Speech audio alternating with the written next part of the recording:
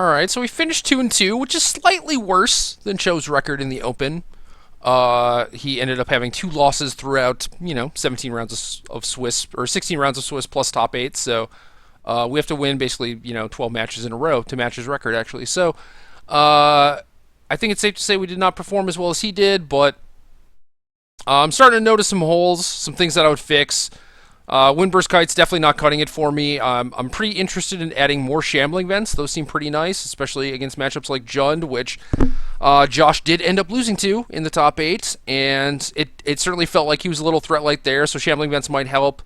I don't think Windburst Kites has actually been good for either of us, so that seems like a pretty safe fix. I kind of like the 4 Ghost Quarters with how the format is. If you expect a lot of Tron, you kind of need it, because otherwise they just get Tron and they smash you, so...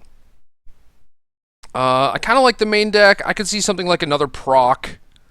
But other than that, I like 6 removal. I like the Planeswalkers. I kind of want some more threats in the board. And I certainly just want more spot removal in general because I feel like Josh has a lot of very matchup-specific stuff like Stony Silence and Kentucky. There's also 4 Graveyard Hate cards, 3 Land Destruction cards.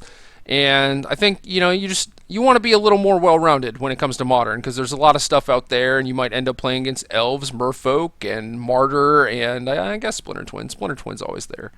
Splinter Twins is the norm, but yeah, probably just work on retooling the sideboard a little bit, maybe change the mana base a tad in the main deck, but I do like the main deck spells and what's going on.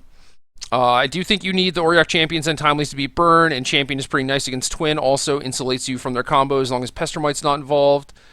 And I guess if you're on Magic Online, maybe Auriok Champion does insulate you from Pestermite because it requires them to make a lot of stuff. But I do like the main deck. I could see something like another Planeswalker in the sideboard or like another threat like that that's just really hard to deal with. Because just having like Souls, 3 Planeswalkers, and like 2 Processions, 4 Bitter Blossoms, like that feels kind of light to me. But yeah, other than that, I mean, I went 2-2, but Josh Cho has just been absolutely killing it. So I do think this deck is worth checking out. And if you are playing online, I recommend having answers to random stuff rather than very specific stuff targeted at the best decks in the format, which is probably pretty likely to be what you actually play against in a normal tournament such as a Star City Games Open. So, yeah, tailor your deck to whatever type of metagame you're playing in, and that's going to do it for me today. Thank you, everyone, for watching. 2-2 record, not great, but again, deck has a lot of cool stuff going on, and I'm sure Cho is going to keep playing this deck and keep killing it. So, thank you for watching. Thank you to the Andersons for letting me record in their place, and then maybe I'll see you from my place next week. Bye.